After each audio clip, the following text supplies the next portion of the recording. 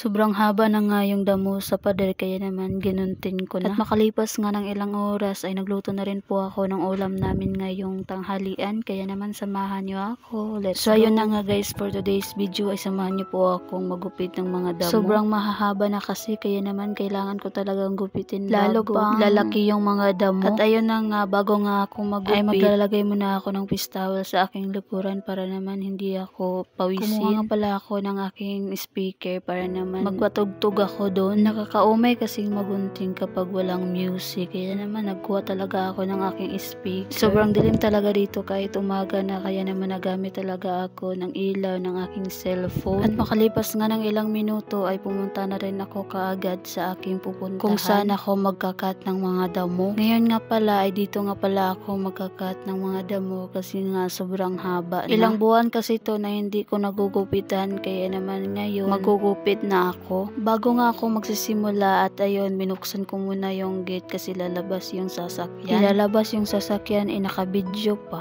Hindi nga masyadong maliwanag yung aking video ngayon kasi yung panahon natin ngayon ay nangingiba na naman. Makulimlim kasi dito kaya naman kung magugupit ako ay hindi masyadong mainit kasi nga makulimlim. Makalipas nga ng ilang minuto nung nakaalis ng sakyanan ay sinarado ko na kaagad para naman magkuha na ako ng aking mga gunting. Dito ko na lang pala nilagay yung aking mga gunting para naman hindi makita sa init. Mahirap na kasi kapag mainitan yung gunting mo, parang hindi na siya masyadong nakakapagputol. Kaya naman kailangan talaga yan itago para naman hindi makita sa init. At ayun na nga, makalipas nga ng ilang minuto, nilagay ko ulit yung fish towel sa aking likuran kasi natanggal nga. Siguro sa kakatakbo ko kaya siya natanggal. Naglagay nga pala ako ng used oil dyan para naman hindi matigas yung gunting kapag gagamitin. Medyo mabasa talaga yung damo dito kasi umulan kagabi, kaya naman tinanggalan ko talaga ng used oil. Kasi kung hindi ko yan tatanggalin, baka naman mapunta sa aking damit, kaya naman tinanggal ko na lang talaga. Medyo klaro pa naman yung aking damit ngayon, kaya naman kinuhanan ko talaga kasi sobrang basa yung damo. Tumalsik na nga sa aking mata yung mga tubig ng damo. Kaya minsan talaga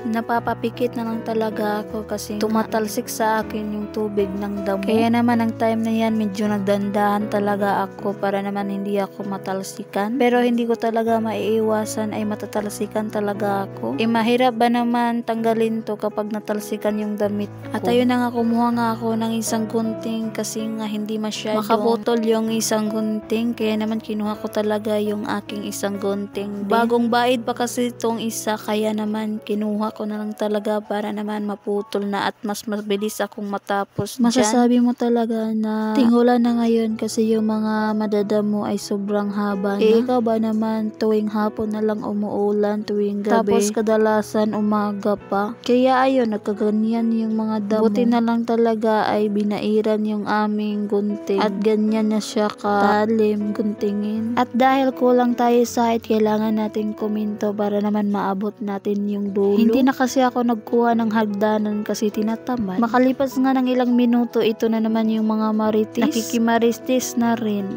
At ayun na nga, nung na-feel ko na nga yung pagod at huminto muna ako para naman lalaroin ko yung isang lumapit kasi siya sa akin, tapos pag open ko ng camera ay biglang umalis. Kaya tinawag ko ulit at sinakyan ko na. At noong medyo nawawala na yung aking pagod, bumalik na rin po ako sa aking ginagawa. Kailangan ko talagang makapagunting dyan ng 2 block para naman sulit yung aking trabaho ngayon. Matagal nga akong natapos dyan kasi yung aking speaker ay nalubat. Kailangan ko ng palitan. Nalubat na kasi siya kasi nung nakaraang araw pa to naka-charge tapos ginamit-gamit ko. Ayun, nalubat kaagad. Buti na lang may extra speaker ako. Makalipas nga ng ilang minuto, natapos na rin po ako sa 2 block ng pader. May block kasi itong aking ginugupitan. Kaya naman yung goals ko ay 2 block lang talaga. At ayun na nga, sinabihan nga ako sa aking amo nung hindi pa ako nagsimula dito sa aking paggugupit na magprito daw ako sa aming iuulam ngayon. Kaya naman 1 oras lang talaga ako dyan tapos bumalik kaagad ako sa aking kwarto. At nagpahinga. At kitang-kita niyo naman yung aking tsura ngayon. Hindi ko talaga maiwasan na matalsikan. Kaya yung aking damit talaga ay natalsikan ng putik. At pagkarating ko nga sa kwarto ay nagbihis kaagad ako, tapos nilagyan ko ng sabon yung aking damit para naman mas madaling makuha yung dumi. Makalipas nga ng ilang minuto, magsisimula na sana ako sa aking pagpiprito. Pero nakikita ko yung orasan, kinuha ko kaagad kasi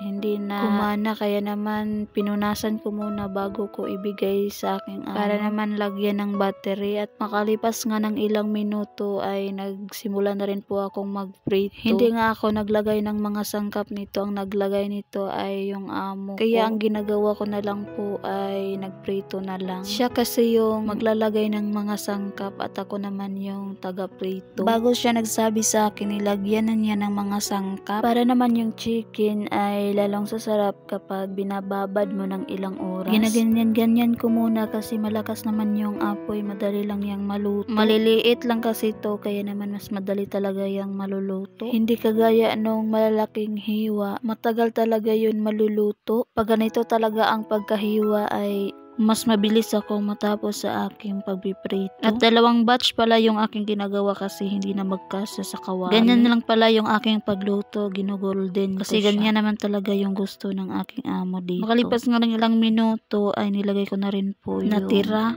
At ito na nga yung first bat at sobrang ganda niya at sobrang sarap. Masarap na naman yung ulam namin ngayon for today's video. At nung matapos na nga ako at ito na po yun. Sobrang sarap talaga. Kaya bye!